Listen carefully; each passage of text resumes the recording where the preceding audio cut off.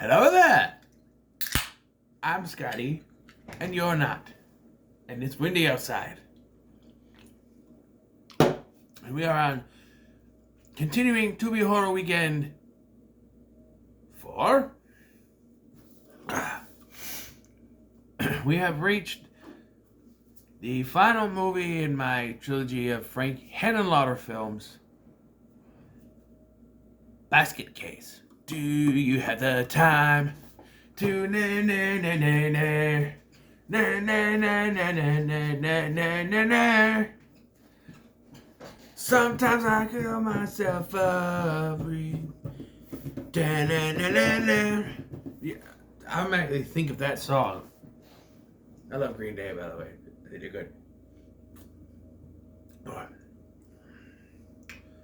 things got a little frosty in there. But, so, I want to start out by saying I think I made a mistake by going backwards. Because, sometimes filmmakers, when they do movies, then they start out, they're kind of tame compared to their later stuff. Look at, I don't know, Michael Bay. His first film was Bad Boys, and it was great. And the more and more he kept doing, the more and more the money got to him. And the more and more crazy he got. And the more and more explosions he had to do. But Bad Boys is a decent film. The Rock is great, right? But this, while being a decent film, you can tell that they cut corners with this film. And after finding out some information, they couldn't even afford to film this movie all at once. They had to film it in pieces as they got money. They filmed it on the real streets of New York City in 1981 and 82. I think in 81 they filmed this. The lobby was an elevator. The lobby of the hotel was an elevator. The office of the guy in the lobby of the hotel was an elevator that he just was set up in. The budget was like, what, $35,000? That's not much for a movie. Henenlotter did the stop motion effects for Belial himself, which you can tell, and they're bad. And I'm not knocking him because he admits it. He goes, I didn't know what I was doing. I had no patience to do that stuff. I can't be an animator. Yeah. I mean, but for the time, and there's no Ray Harryhausen, but I guess they're okay for what they were trying to accomplish with this. Now, you know the story, right? There's this guy, his name is Dwayne, and he is carrying around this basket, and there's a big mystery in the first part of this. Well, what is it? What is it? And it's this weird creature thing. Later, he explains it's his brother that was cut off from him, and it makes sense. These doctors separated them, threw Belial in the trash because they thought he was dead, but he wasn't. He has this telepathic link with Dwayne that may or may not control him, because I really don't know. There's a scene there that makes me think he can control him, or if they, I don't know, going for something else. I don't know. But, so yeah, he explains later to the hooker that, first of all, what is it with Henenlotter and hookers? I don't know. He explains it to her later when they're drinking that it is his brother and they're separated at birth. They do a very unnecessary, especially when they were on a very tight budget and they had to keep filming things in pieces. Having this flashback scene to the events, I get it. The old adage is show don't tell, right? But when you're on a budget and you can't afford to show, do not add in an extensive flashback that details everything we pretty much already put together by this point. This is about 3/4 through the film they decided to do a flashback to when they were separated. because they are conjoined twins. Belial is like this weird, like when you spit out your gum, but it doesn't go in the garbage, it just sits there, and you don't pick it up because you're lazy, and it's just there, it gets a little gooey and goofy, and then finding it, scrape it up, or you find it at like a movie theater and it stick it to the side of the seat, the little white goop of gum. That's what it reminds me of, only very loud and annoying. Belial screaming didn't bug me. It's every fucking body else. There is so much screaming in this film. I had to turn my volume on my TV way down because I was afraid my neighbors would think I'm murdering someone in here. I mean, it's terrible. And the acting's not great. The screaming's good. The acting in this is not great. The actor who plays Dwayne is few and far between from what I would call a good actor. There's some moments, but he comes off as awkward. And I think that is the point. He's supposed to be this awkward person. He's never done anything. From the moment that he became an adult, he's been hiding his brother in a basket. So he's been having to do this. He hasn't had any contact. So I think that works. Because later he has this scene with the love interest, Sharon I think her name is, who's obviously a woman wearing a wig. And it was confirmed by Dead Meat. Apparently she was a punk rock singer in a punk rock band. So she wore this wig.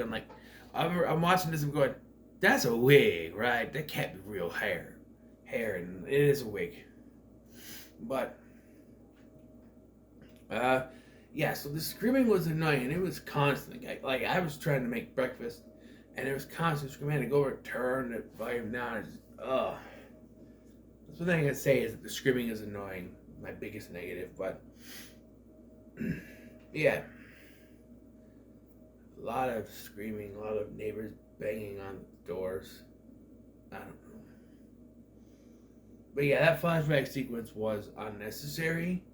When we pretty much figured out what was going on by this point anyway, at least the audience should have. I think Henenlotter should have thought, oh, they pretty much know what happened. He explains it's his brother. They can put two and two together, right? But they spent money to film these flashbacks that really just pad out the time. That's really all they're there for. But, Belial is killing these doctors that separated them as revenge. And then the receptionist, Sharon, the love interest, who's the receptionist or secretary, whatever you want to call her, for one of the doctors shows up and said, oh, the doctor was murdered. For some reason, I didn't want to be alone. For some reason, I thought of you. And I was like, okay, the guy that was there on the same day.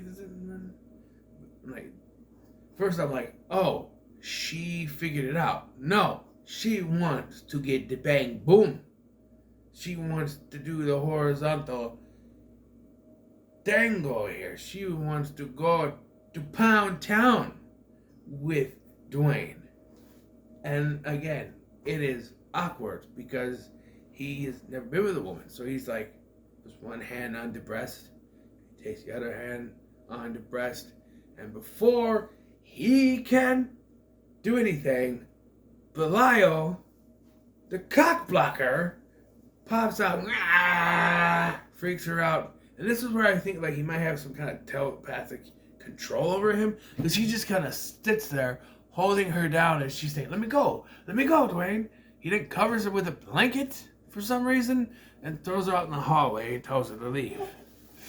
And then we get to the moment that I thought I was going. So by this point, I had made my breakfast, egg sandwich, very good, sitting there, I'm eating it, and just as I'm getting ready to eat, just as I start eating, we cut to a quote-unquote dream sequence of Dwayne running butt-ass naked, hanging down the street. Now, Matt, I am eating my breakfast. That's gross. I don't want to see no hanging dong. I don't want to see it anywhere, but I don't want to see it, especially when I'm trying to eat.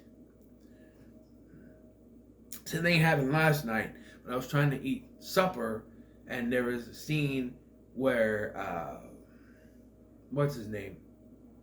Elmer was attacking someone, and I'm like, ugh. bad timing, I guess. But I need to eat to survive, so I need to eat or I will die. But yeah, so we get this sequence where he's running down buck naked, and he makes it to Sharon's apartment, and she's just laying in bed naked. I know some people sleep naked. I can't do it. It's too uncomfortable for me. I've always been afraid that if I sleep naked, I'm going to piss the bed. Like, I can't control myself when I'm naked. I don't know. I'm not to say I've never been naked, but I'm not going to give you that mental image. You don't need that. But, obviously, taking a shower.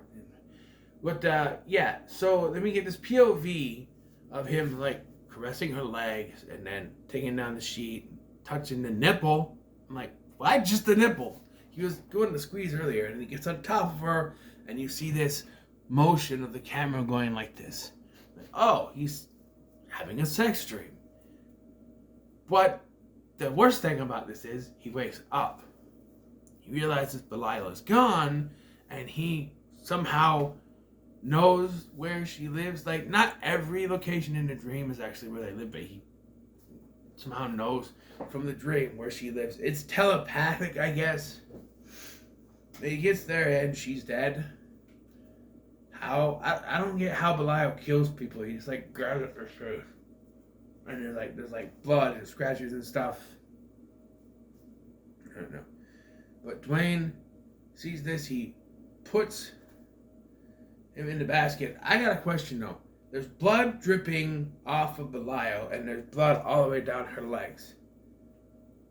Where did the blood come from?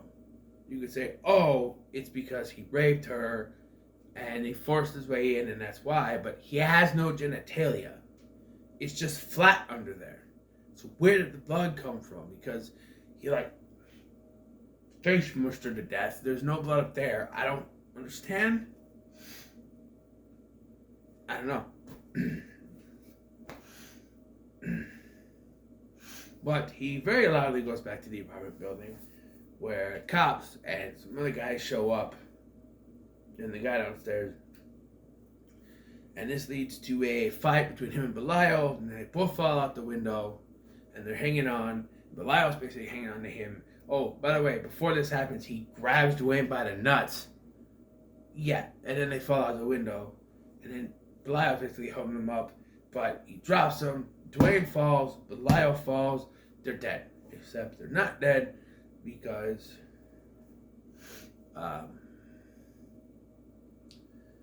we know, because I watched Brain Dead, which came out in 1988. 7 years later, by the way. Or 6 years later. Excuse me, it's 1982. 6 years later.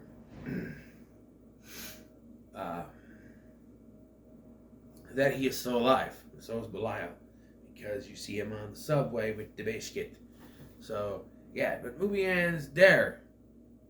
We're supposed to assume that he's dead, but I guess they decided to make more. This was fine. I'm going to give it a middle of the road because there were some enjoyable moments. I love Belial. It was the only time I actually enjoyed the screaming. I thought he was a decent effect, except for the stop motion. I thought that the actor who played Dwayne was very good at being awkward, but everything else, it's pretty much my least favorite of the three I've done. I would say that Frankenhooker is probably at the top, Brain Damage, and then this. But, yeah, so what are your thoughts on Basket Case? Comments below. Make sure to like, share, and subscribe. Thanks for watching. I've been Scotty, and I'll see you in the next one.